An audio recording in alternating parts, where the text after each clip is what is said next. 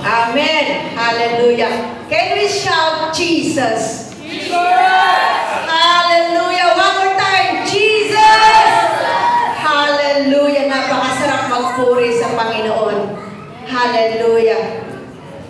In the Gospel of Matthew chapter 4 verse 4 it says, "Man shall not live by bread alone, but by every word that proceeds in the mouth of God."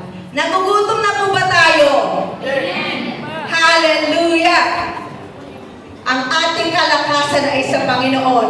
Kaya hindi tayo nagugutom, pero kailangan nating kumain ng pagkain spiritual. Hallelujah! And may I call Pastora Neri Juanico for the Word of God. God bless, Pastor. Thank you. Ang palakpak po ay para lang sa Panginoon. Hallelujah! Una-una po sa lahat, I'm so blessed na makakasama ko kayo. Diba? Blessed na blessed. Thank you, Pastor Daisy, Pastor Rogie, for giving me the opportunity bago ako bumalik sa Pilipinas for good na makapag-fellowship sa inyo. So grateful and thankful that we are one in spirit. That isa lang yung Diyos na sinasamba natin, pinupuri natin. Ang sarap kanina sa worship leader natin kanina, na-touch ako na sinabi niya na yung revival not only for our land, for this country, but especially for ourselves. Kasi we need revival. We are living in the last days where our faith has been tested, matira matibay. Yan ngayon yung na-apply na natin ang kasabihan natin, matira matibay, especially sa ating mga Kristiyano. So, diretsuin na natin. Huwag na natin ipakuan pa. So, let me just pray. Heavenly Father, to you alone, Lord, we humble ourselves before you. Truly, we are nothing without you, Lord God. Lord, una-una sa lahat, Lord, thank you for this opportunity. I humbly myself before you, Lord. I ask you for the heavenly knowledge and wisdom, O Lord God. Thank you for using me this day as your instrument, as the channel of your blessings sa araw na ito, Lord. I pray, Lord, that it is you they will see standing here. It is your voice they will hear sa araw na ito, Panginoon. Lord, open our hearts, mind, and soul na ang bawat salita na inyong bibitawan sa araw na ito ay hindi lamang namin isa puso, isa isip, kundi aming isa buhay, isa gawa at ibahagi, O Panginoon, bilang isang misyon namin bilang iyong Christian, bilang isang Kristiyano, O Lord God. Lord, I do believe, Lord, three gathered in your name, you are in the midst of us, O Lord God. And today, Lord, we already declare, we are already claim, O Lord God, that this day is already victorious day in the mighty name of Jesus, O Lord God. The devils, the enemy has been defeated already, O Lord God. Lord, huwag mo kaming hayaan na aalis na empty sa araw na ito. I truly believe, and we truly believe, Panginoon, may gagawin ka, may ibabahagi ka sa araw na ito, Lord God. Lord, paalisin mo kami sa lugar na ito na siksik, liglig na iyong pagpapala. In the mighty name of Jesus. Amen. Amen. Thank you, Lord. Okay. So, sa araw na ito po, sino po hindi nakakilala sa akin, hindi na ako magpapakilala. Ako po pala si Sister Neri. I'm from Iloilo. Born and raised Ilonggo, the city of love. Na kahit daw mag-uusap kami, kahit nag-aaway, malumanay pa rin. Pero yung problema lang po kasi, pag ang kasama mo every Sunday, mga Bisaya, naiiba na yung tono mo. Minsan nakakausap ko yung tatay ko, bakit yung salita mo na Ilonggo, bakit may bala sa huli? Kasi mga Bisaya, ganyan ba, nagsabi sila, what ba? May bala lagi sa huli. Eh, nadadala ko yung ba.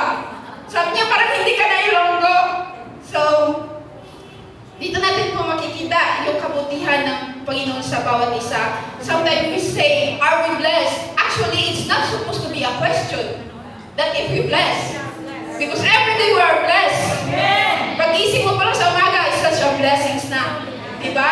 So, I know may mga blessings na ibinibigay ang Panginoon sa atin na sometimes hindi natin nakikita.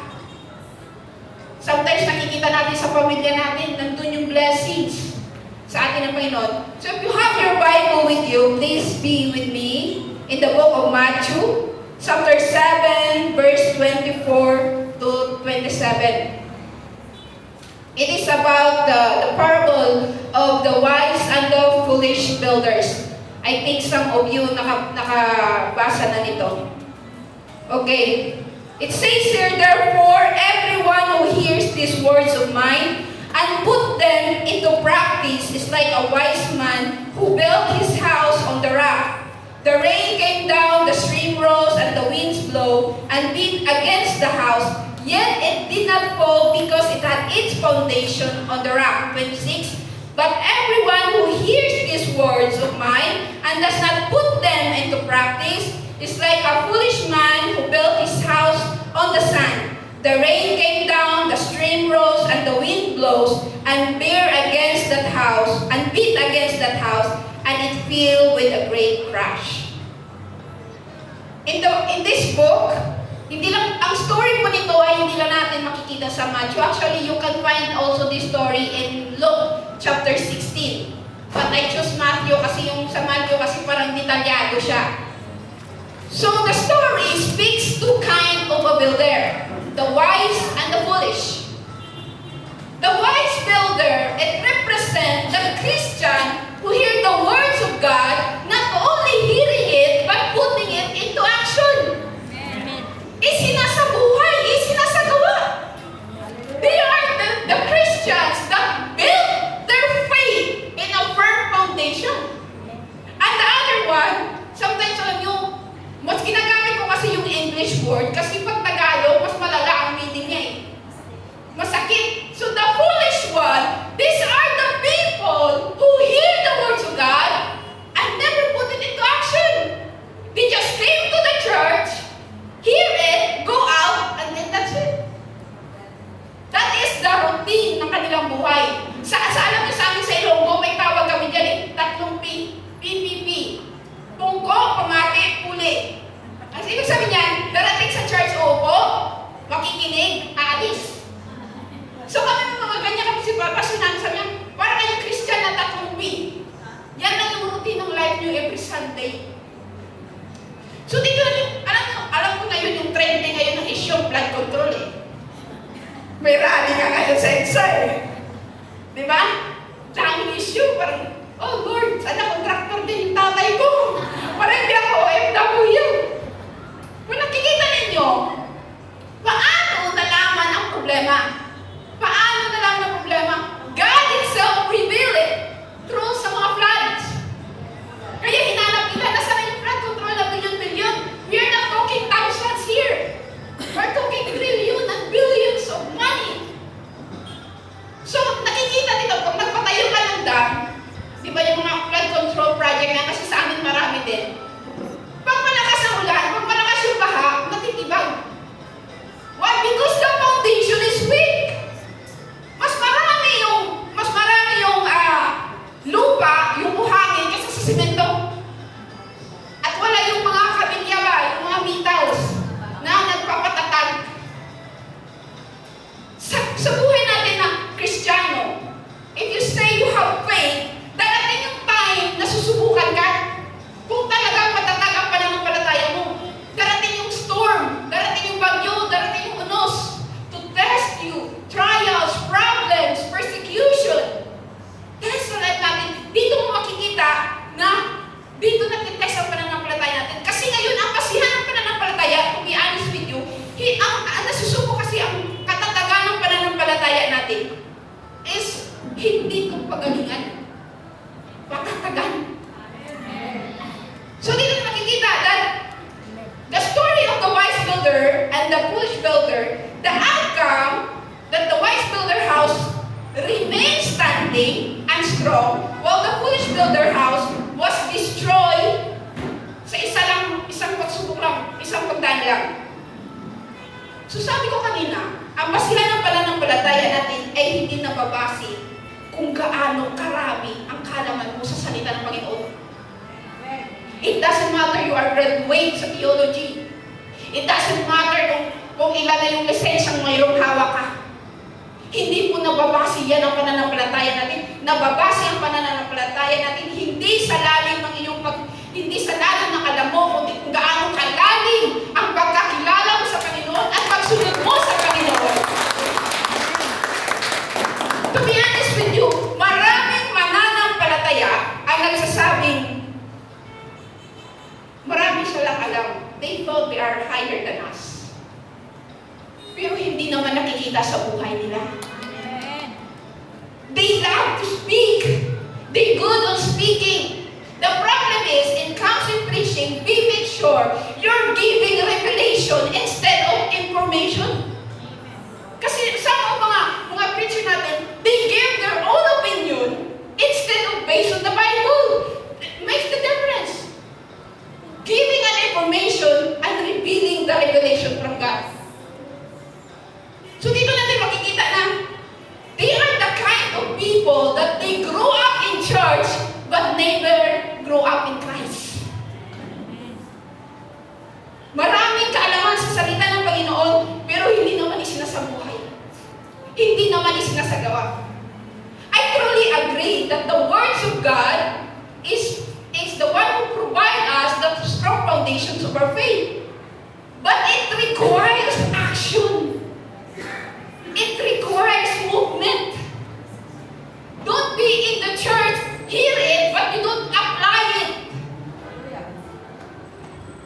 Dito sa church, we speak love, we speak unity, pagkakaisa, love. Pagdating mo doon, marami kang kahaway sa labas.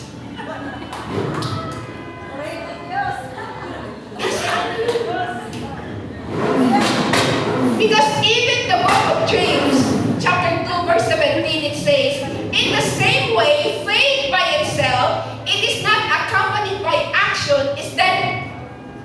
At bababa tayo sa 26, as the body without the spirit is dead, so faith without deeds is dead.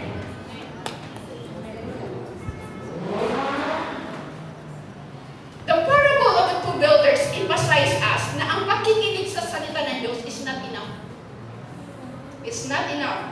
It should be actively applying those teaching, especially unang-una sa lahat, kanino mo i-apply sa sarili mo.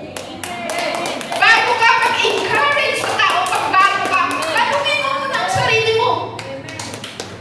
You know what? Even how good the musician is, the worship leader is, even the pastor, how good they are in preaching, at sasabihin mo sa sarili mo, I'm not blessed, they're not the problem, you are the problem. Kung hindi ka nabibless, hindi ka problema, hindi sila problema, ikaw kasi kahit pa tayo dito, kung hindi mo napifeel ang presensya ng Panginoon, search yourself. Tanungin mo ang sarili mo. Dahil lang kong sinasabi, pag walang pagsubok sa buhay ng isang Kristiyano, delikado ka. Questionable ang iyong pananampalataya. Pag nakikita ko parang this week, parang wala yatang problema. Instead na maging kampante ako, I search myself, what's wrong? What's wrong? Dahil hindi tinitest ng kaaway, hindi, yung mga sa labas niya, walang pakialam ang kaaway. Ang sa loob. Not because you are inside the church, you are safe. Sometimes, kapwa mo mananampalataya ang humihila sa iyo pababa. Wala akong pinapatamaan, salita lang ng Panginoon. The Holy Spirit. Baka marami mamayang mag-unfriend sa akin sa Facebook. So if our faith is not built in a strong foundation, madali kang matitisod. Madali kang magtampo. Lilipat na ako sa ibang church. Ayaw ko na doon. Lagi ako pinatatamaan ni Pastor. You know the Word of God? The purpose of the Word of God, hindi ka para patamaan, para itama ka. Amen. Alam na naman ang kausapin niya yung pusa, itama mo nga siya. Diba? So, if the message is for you today, di ko naman alam ang life story ninyo, it means the words, the message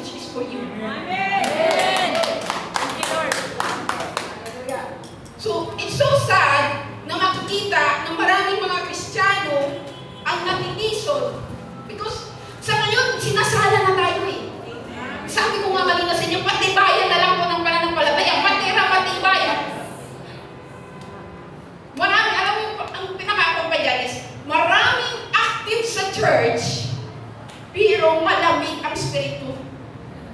You can see them in the church. They are active, they are everywhere. Halos lahat na ng program gusto nila sa kanila ng lahat eh. But they are spiritually dead.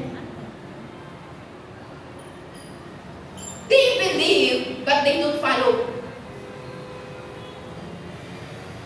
Sabi sa James chapter 2 verse 19, you believe that there is one God? Good. Because even the demons believe and they shuddered. Shuddered or trembled, sorry. Maraming believers, but few are the followers. You see the difference? Maraming mananampalataya, pero konti lang ang gusto mag-follow. Jesus said, deny yourself, carry your own cross, and He didn't say, and believe in me. He said, and follow me. Maraming believers, pero few lang ang followers. Ang pananampalataya natin ay hindi nabase kung sino ang magaling, kundi kung sino ang matibay. Walang magaling, walang magaling dito, ang Panginoon lang. Amen. Ang Panginoon lang ang magaling. In Matthew chapter 24, it says, that in the last days, even the elect will be deceived. Isa sa mga paborito ko na verse na ito. Always a reminder. Hindi porket ginagamit ka ng Panginoon, you will be saved. Hindi porket Christian ka, na-memorize mo na yung from Matthew, from Genesis to Revelation, you are secure. Because the Bible says that even in the last days, even those who are chosen, those who are used by God, will be deceived. Kung ang mga unbelievers, may chance din sila maligtas. And then some of the believers, may chance din na hindi sila maliligtas. So sino na lang maliligtas? Kung ako nga, nagkilala ko ang Panginoon, hindi ko pa alam kung secure yung faith ko, I cannot answer if you will be saved. You are the one who can answer yourself. I am saved. Kasi ikaw ang nagdinikta ng ng kapalaran mo. But the Bible answered the questions. It says in Matthew 24:13, but the one who stands firm to the end will be saved. Ang siyang nanatiling tapat hanggang sa huli, ang siyang maliligtas. And even in Revelation chapter 2 verse 10, it says, be faithful even to the point of death, and I will give you the life as your victor's crown. So dito nakikita, hindi itong palaliman ng kaalaman sa pagserbisyo sa Panginoon, hindi pagalingan sa music, hindi pagalingan sa pag-preach, ang masihan ng kaligtasan, kundi kung sinong nanatiling tapat hanggang sa huli, ang siyang maliligtas.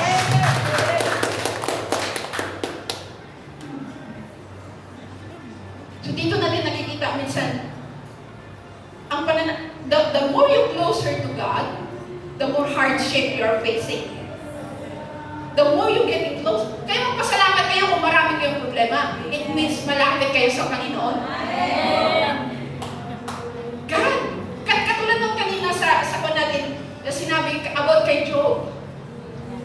Sometimes when I read the story of Job, Lord, parang ka-unfair. Wala naman siyang ginawa. Minsan pa nag-a-argue ka when we are doing the devotion and you read the story. What did you do? He don't deserve it. He's so faithful. But then I realized, nung challenge ng devil ang Panginoon, kunin mo nga ang lahat sa Kanya kung hindi Kanya i-deny. That is a challenge. So ganun din ang challenge sa atin. Sige nga, kunan mo nga siya ng trabaho kung hindi Kanya i-deny. But your response here, it says, in the good times, in the bad times, praise the Lord. Amen. Dumating ako sa mundong ito na walang dala, babalik ako sa Kanya na walang dala. The saddest part of isang OFW can relate this. Sometimes kasi marami kasi kami sa amin senior. Mga 70 na talaga, pinapauwi na namin, ayaw pa umuwi. I'm trying to let them understand. You are working hard there to build your house na hindi ikaw nakatira. Bumili ka ng sasakyan, pero hindi ikaw nakasakay. Darating ang panahon, you decided mag-for good, hindi ka na makalakad. Hindi mo na ma-enjoy yung life. It's okay to work, but don't forget yourself. Katawan natin, puhunan natin. Puhunan natin ang katawan. Hindi ko naman sinasabi magsiuwian na kayo, sumama kayo sa akin. I'm just trying to let you understand. Yung pagyanig ng Panginoon, nakikita na natin. Everything is nakikita na ng mata natin.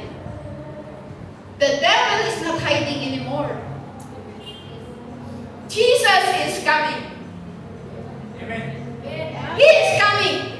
Pero ang ganito lang yung mangyayari. When Jesus came, the first time He came as a Savior. But this time, the second coming, He's not come as a Savior, He come as a Judge. Yung una, dumating siya para iligtas tayo. Ang pangalawang pagdating niya, darating siya para husgahan tayo. He will not come again to be a Savior and go to the cross to save you. He comes as a Judge. At ang pinaka-the-best ng ganyan, alam mo kasi minsan ang ginagamit ng mga kaaway, hindi tao sa labas eh. Tao sa loob. Ang ginagamit ng kaaway, hindi yung tao, hindi mo kilala, kundi kilala mo. So sometimes, paano natin-test ang faith natin kung talagang ang faith mo ay sa Panginoon, how you respond to the situation. Minsan na rin naubos ang pasensya mo sa mata mo eh. Sasagutin ko na kaya to. Pero nandun yung pagpigil. That's how sometimes natin-test yung faith natin. How you respond sa isang situation. Si Salamo, narinig ko, pinagchichismisan ka niya ko. Doon sa labas. How you respond sir? Sasampalin mo? Sasabunutan mo? The Bible says, please, pray to those who hate you. Bless those who curse you. Amen. Ano sabi mo ito? Relax ka lang, anak. Vengeance is mine. If God is with you, then who can stand against you? Sabi niya sa Psalms 91, thousands may fall. Your right, your left, your back, and your front. It will not come near you. He will command His angel to guard you. Na kahit yung paa mo ay hindi makaapak sa bato. That's how you respond. Kasi, ang isang sitwasyon nagiging worse lang kung papatulan mo. So sabihin naman, baka sa sobrang kabaitan ko nito, maabuso ako. Sometimes, patulan ko na talaga kung patulan ko na. Kasi sumusobra na. Alam mo, minsan yung mga tao na ganyan, especially sa Facebook, pinaparinggan paminsan ako. Alam mo yung ginagawa ko? Hindi ko nire-reposta. Ginagawa ko, I unfriend them. Simple as that. I-delete nyo sa buhay nyo. Kahit sa patulan nyo. Christians, we are carrying Christ. Pag lumabas ka sa church na to, dala mo ang pangalan ng church mo, dala mo ang pangalan ng pastor mo, dala mo ang pangalan ng Panginoon mo. Kung ang ginagawa mo ay hindi kaugnay sa katuruan ng church, sasabihin, yan bang tinuturo ni Pastor Roger? Yan bang tinuturo ng church, you know? Hindi ikaw ang napapahiya, kundi ang napapahiya kung saan ka nanggaling, kung sino ang Panginoon mo. Kasi sabihin nila, chismosa man yan. Yan bang anak ng, di ba? Sometimes sa mga Kristiyano, yan ba ang Kristiyano? Kaya minsan nagkakahirap maging Kristiyano. Kasi kunting mali mo lang ganyan bang Kristiyano? Yung question na yan. So dito natin makikita na God called us to serve. Binigyan niya tayo ng gift, not to shine, but to serve Him. That's our purpose. It's not about us, it's about Him. He gave us the gift to be used sa Kanyang glory. Hindi para Hindi para makilala tayo, kundi para makilala siya. Aanin mo kung kilala ka dito sa mundo, pero hindi ka kilala sa langit. People, mga tao ngayon, they are busy to be known. Makilala sila, become famous, become rich. Pero nakakalimutan nila sa pag-arap nila sa Panginoon, hindi sila kilala. In every churches, nakakalimutan na nila yung pinaka-main point ng isang church. Because everybody wants to be a performer instead of worshiper. They want to please the world instead of the Lord. I'm not only talking, nakikita mo kasi sa mga videos, there's like big churches that they're focusing on worship, creating music, instead of creating disciples. Sa kanila, they need to compose. I'm not against sa worship because we need it. Pero nakakalimutan natin na ang Panginoon may iniwan sa atin. Great Commission. Therefore, sabi niya, therefore, go and make disciples among the nations. Baptize them, teach them. Hindi siya sinabi mo, punta ka doon, magkumpos ka ng kanta. Jesus Himself is a living testimony, an example how He do it. Tayo, we have a freedom to share the Word of God.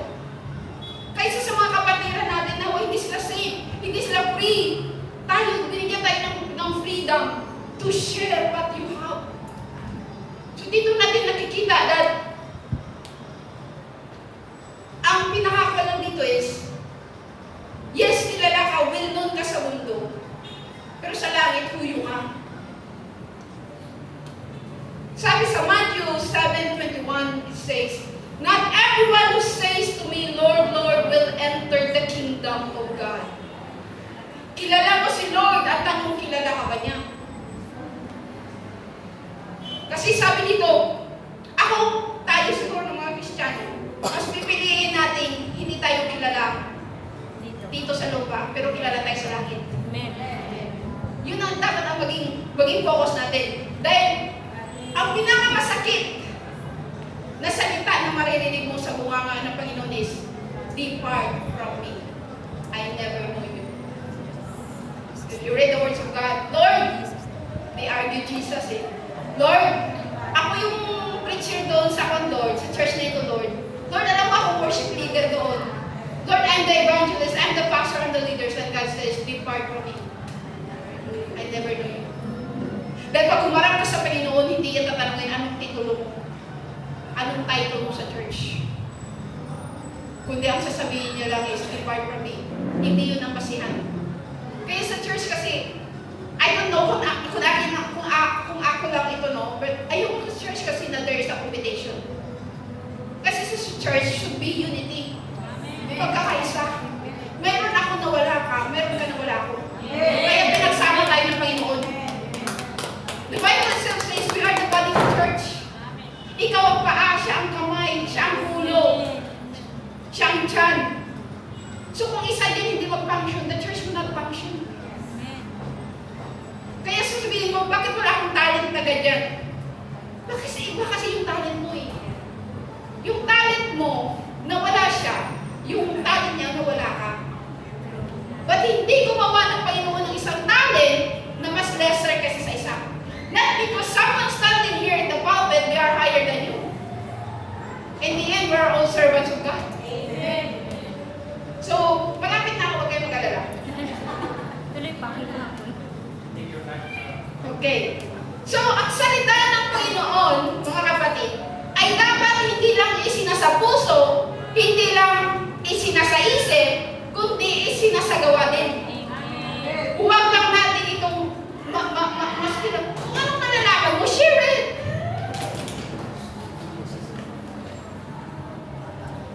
Kung ano yung nireveal sa'yo ng Panginoon, reveal it. Minsan sabihin, sis, hindi ako nakapag-church. Ano yung text? Ay, hindi ka kasi nagsimba, bahala ka dyan. Bahala ka dyan, hindi ka nagsimba. So sometimes, no, ang pagiging Kristiyano natin, be careful din sometimes sa mga lumalabas sa bibig natin. Because kung ang sabi nga nila, kung ano lumalabas sa bibig mo, yun ang laman ng puso mo. Diba, kung galit na galit ka sa isang tao, talagang iko-force mo siya. Because that is what in your heart. That's why the Bible says, don't follow your heart, instead guard your heart. Amen. Huwag nyo daw i-follow yung heart nyo dahil gwapo siya, i-follow nyo. Let's guard your heart. Kaya kung dapat makikita sa ating gawa ang ating buhay, nandun yung bunga ng Espiritu. Sa inyo ba ang fruit of the Spirit? Dapat nandun yun, dapat nakikita. Kasi yun ang ebidensya na tunay kang mananampalataya. Nandun yung pag-ibig, nandun yung joy, yung endurance, nakikita sa isang Kristiyano. Dahil bilang mananampalataya, dala-dala natin ang pangalan at ang presensya ng Panginoon. Saan tayo magpunta, dala natin ang Panginoon? Kaya sabi niya, if they reject you, they reject me first. If they deny you, they deny me first. If they don't listen to you, they don't listen me first. Kasi naranasan ko yan, I was 21 pa lang kasi ako, 19 ako, may license na ako. I was in a mission in Nueva Ecija. Nag-training kami sa Tarlac, sa Paniki Tarlac, and then we go to Nueva Ecija. Bata talaga, wala pa akong knowledge kung paano mag-share ng Word of God. Kasi after namin mag-graduate, pina-mission na kami agad. So, ang isa pa doon na rules, lahat daw ng bahay kakatukin. Kasi pinipili namin yung maliit na bahay to share the Word of God. Kasi nga, takot kami sa mga malalaking bahay. So, sabi ng field director namin, hindi. Kailangan walang laktaw. Kung sa inong gawa, walang laktaw. Wala daw pipiliin. So, doon po namin talaga na-experience. Dito na-experience. Ang Lord, ganito pala mag-share ng Word of God. Mag-evangelize. Mayroong pinahabol kami sa aso. May na-encounter kami yung mga ibang religion na gusto makipag-debate. Kasama ko 13 years old. Sabi niya sa akin, Ate Nelly, ikaw mag-share, ako mag-intercede. Kasi ang pag-evangelize is vitus kasi. Isa yung mag-evangelize, isa yung mag-what. So doon din, na dumating din sa point na may kasama ko kasi siyempre Ilonggo, hindi pa talaga-aral, hindi naman ako marunong mag-Ilocano. Ilocano ba yan sa Nueva Ecija? Ilocano. Siyempre, kami, Ilonggo, hindi rin namin alam yung video Tagalog. May kasama ako, siya yung leader ko, dalawa kami. Magkanto kami sa bahay. Sabi niya, magandang umaga po. Patias din kami Bisaya siya, Ilonggo ako. May lumabas na lalaki, sabi niya, ano po yun? Ay, kami po palang mga volunteers, mga akyat bahay po kami. Nakatingin ako sa kanya. Sa isip ko, hindi man ako marunong sa Tagalog, but I think something is wrong. Kasi nung sinabi niya, mga akyat bahay po kami. Nakatingin sa kanya yung lalaki, sabi ko, parang mali. Sabi ko ganyan sa kanya. Di ba parang nag-aakyat kami ng mga bahay-bahay para ma-share ng salita ng Panginoon? Hindi, mga akyat bahay. Pagkawalan tayo ng magkanakaw. Sabi ko, kuya, mali po. Sabi, hindi po kami akyat bahay, hindi po kami magnanakaw. Sabi po, nag-aakyat-akyat kami ng bahay to share the Word of God. So doon ko na-experience yung iyak. Kasi may one point pa, may isa kaming fisherman na pinag-pray. Sabi na, ikaw mag-pray sa kanya. Grabe naman yung pray ko. Lord, sana bukas, marami siyang huli. Pagdating namin kinabukasan, mag-Bible study, galit ang asawa. Sabi ng asawa, bakit nyo kasi pinag-pray, walang huli? Grabe talaga iyak ko kasi sabi ko, ako po may kasalanan kasi ako nag-pray. Tapos hindi marami siyang huli, wala siyang huli. Sabi ko kay Kuya Buboy, sabi ko, Kuya, wag mo na akong ipag-pray para kasi yung mga pinag-pray ko, baliktad. Iyak ako, pauwi kami sa camp namin, umiyak ako kasi naawa din ako kasi wala talagang huli. So sabi ni Kuya Buboy, sige na, kay Lord mo na lang yan ipag-pray mamaya, sa kanya mo na lang yan iiyak. So I was so young that time na to be in the mission. But nakakalimutan natin ang purpose natin, mga kapatid. May trabahong iniwan ng Panginoon at ay yung pagpapalaganap ng kanyang salita. So kung ano ang nalalaman ninyo, ano ang mga message na naririnig ninyo every Sunday,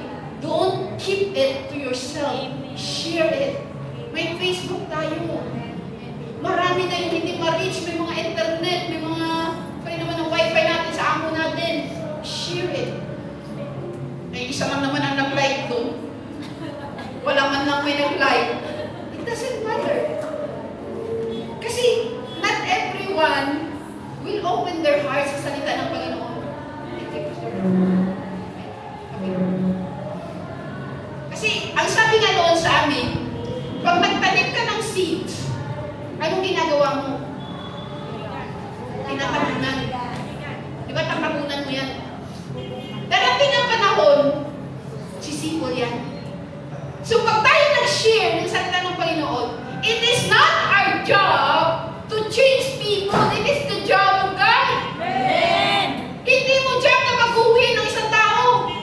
Trabaho yan ng Panginoon. Ang trabaho natin ay ang mag-share naman ng salita. Malay mo ang itinanim mo sa tao na yun, dumating 5 months, 1 year, tumubo. Sometimes, hindi porke nag-share ka, hindi siya tumanggap, it's nothing. Parang wala na. It's not your job. If they reject God, it's okay. Do your job. Let God do His part. Diba? Siya yung bahala doon. Kasi ang problema sa ating mga Kristiyano, kung may gusto tayong baguhin, kailangan magbago ka na ngayon. Eh, syempre ang tinwet, may nasilan din kami isang matanda, siguro na sa 80 na siya. Yung kasama ko, ito rin yung nagsabi ng mga kami, mga akyat bahay. Nagsishare ka dito sa matanda. Itong matanda naman, parang walang response. Nainis siya. Sabi niya na Lola, 80 ka na, madali ka na mamatay. Tanggapin mo ng Panginoon. Kasi, halos lahat ng mga verses, share na niya. Parang walang impact ba? Parang nakatingin lang sa amin na walang knowledge, walang kwan. So parang nainis siya, sabi niya, alam mo Lola, malapit-lapit ka na kasi 80 ka na. Tanggapin mo ng Panginoon para maligtas ka. It is not our job to change people's heart. It is not our job to change their life. It is the job of God. Kasi each and every one of us, we have our own personal encounter sa Panginoon. Yes, I grew up in the church. Bata pa lang ako because I grew up in a Christian family. I grew up in a Sunday school. Pero na-encounter ko yung Panginoon when I was 17 years old. May time pa tayo, Pastor? I just gonna make a quick testimony kasi pag umuwi ako sa Pinas, hindi ko na ma-testimony. My life sa loob ng church. Wala sa loob sa labas. So I feel it's boring kasi yun lang, kanta-kanta kay Lord, Bible study, devotions. Kasi yung mother ko talaga, pinupurso niya kami to go to the church every Sunday. Kasi my mom is one of the deacons sa church. Is one of the pillar of the church.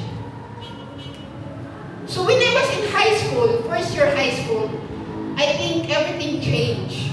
Pag nakamit ka naman yung people. Kasi sa elementary school, yung kaklase mo is kabarangay mo rin. Pero pag pumunta ka na sa national high school, from every barangay na namimit mo. So I was part of the basketball team namin sa school. Because syempre sa height natin, hindi naman nakukuha ng maliit, syempre sa height natin. And every Friday, nag-uusap na sila, Sabado bukas, punta tayo sa bahay nito. Ako hindi pwedeng sumama. Kasi I'm going to the church. Kasi youth fellowship namin yan, niyang din pa lang ako. So parang tumubo yung jealousy. I want to be with them. Kasi makikita mo yung excitement, nakikita mo yung happiness. Kasi, di ba, sa mga pinanganak ng 80s dito, 90s, yung mga kwan, wala nung mga internet. We're going to the mountain, manguha ng mga star apple, mga bayabas ng hindi mo may-ari, no? Basta nadaanan mo lang.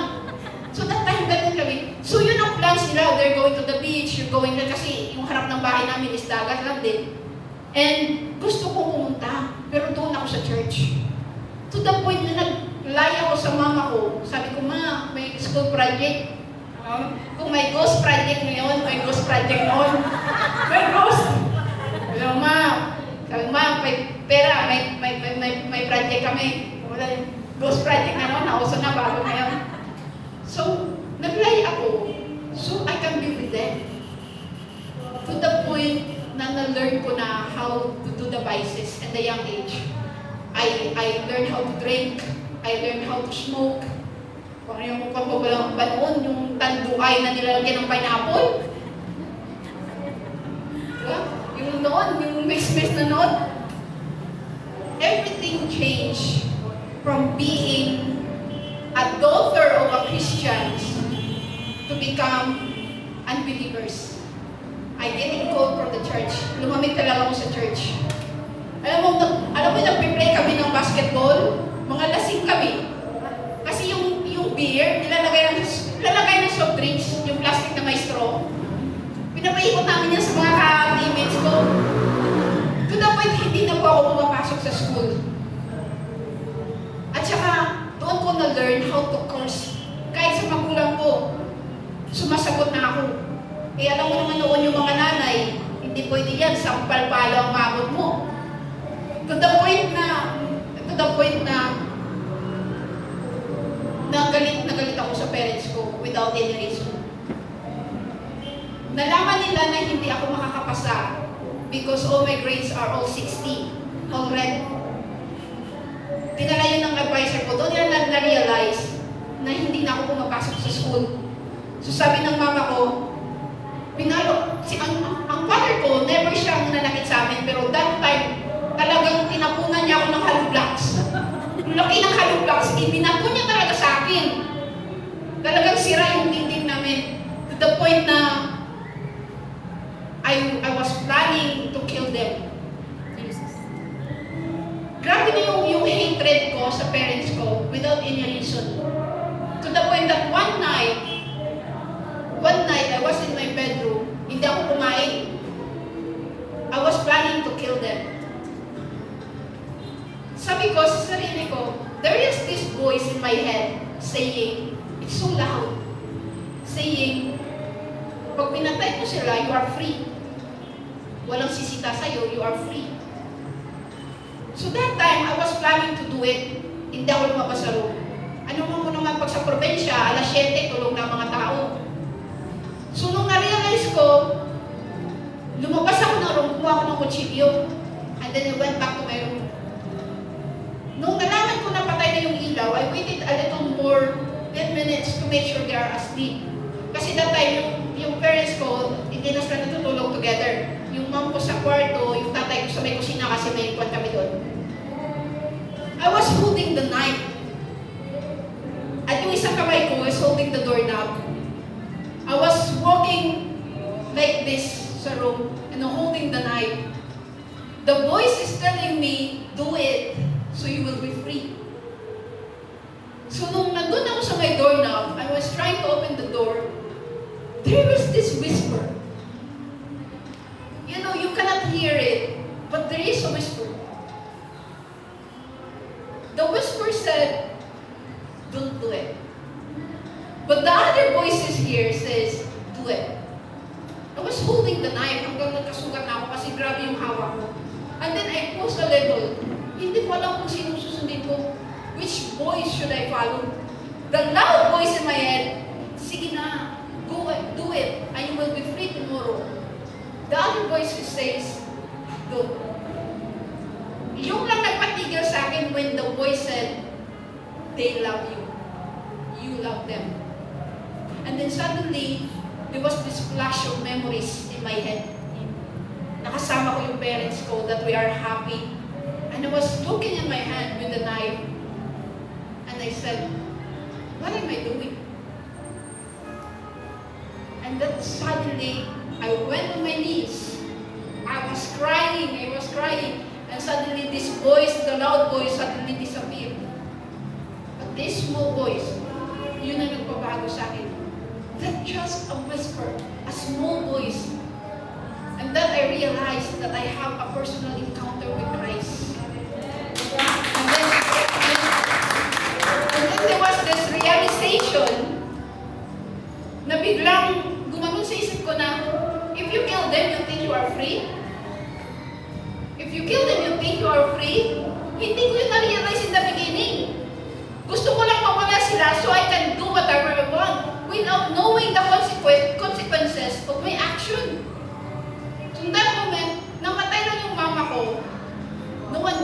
it. Now, alam nyo na. Kasi wala akong siniran, kayo lang. So now you know it. So, I still crying it because hindi ko alam ng parents ko about it. And I said, ayaw mo, hindi na nila marinig, but I'm saying sorry, but I'm really glad that God intervened on that time. Dito po natin makikita, I'm going to my conclusion that we didn't choose God, He chose us. Iba pa rin pag ang Diyos ang pumili kaysa ang tao ang pumili. Ako pala, I do believe na kung ang Panginoon ang pumili sa iyo, marami man ang hadlang, hindi sila magwawagi.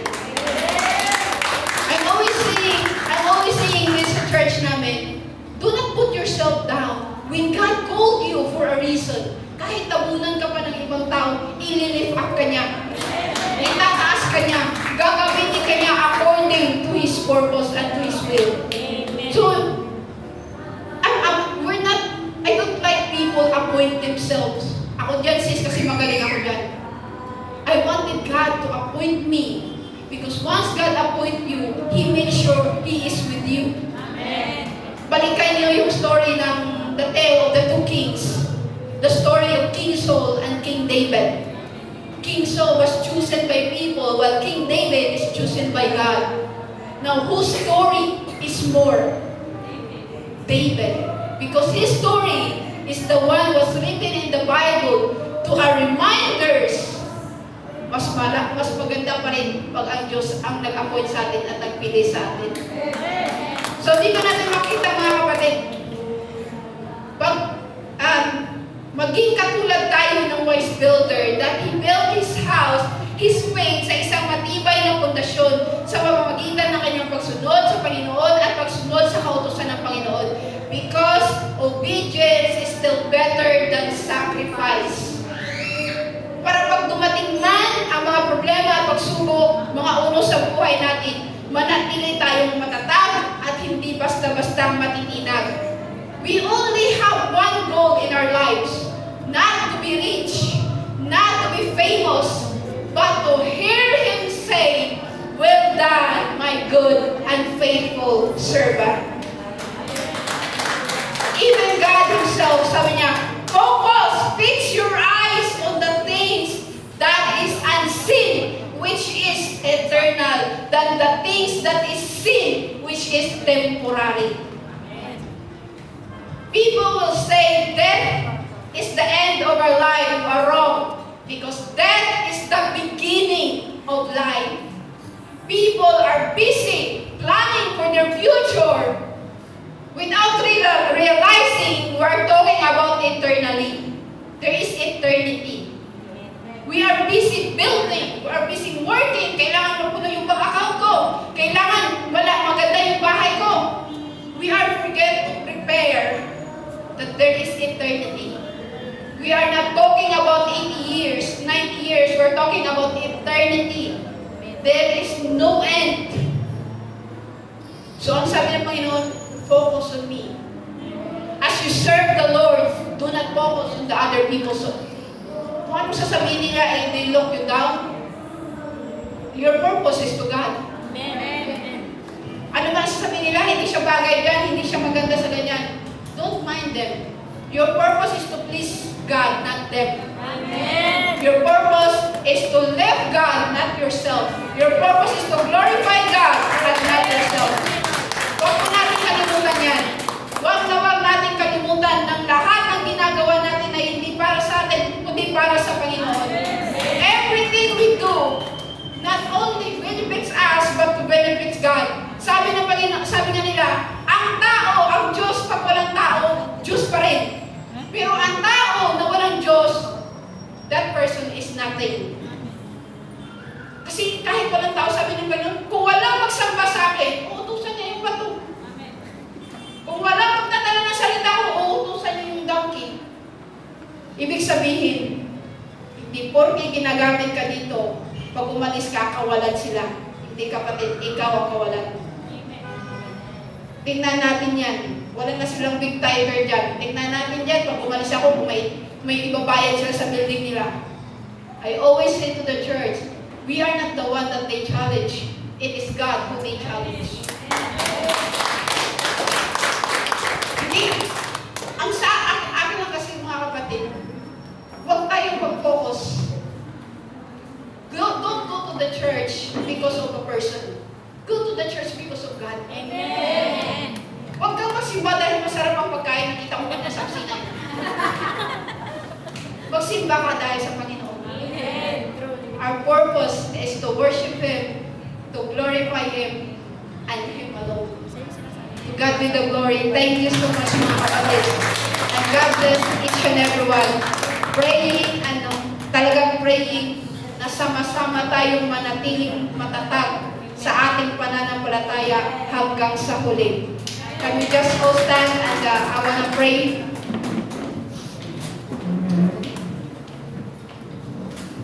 Yes, Lord.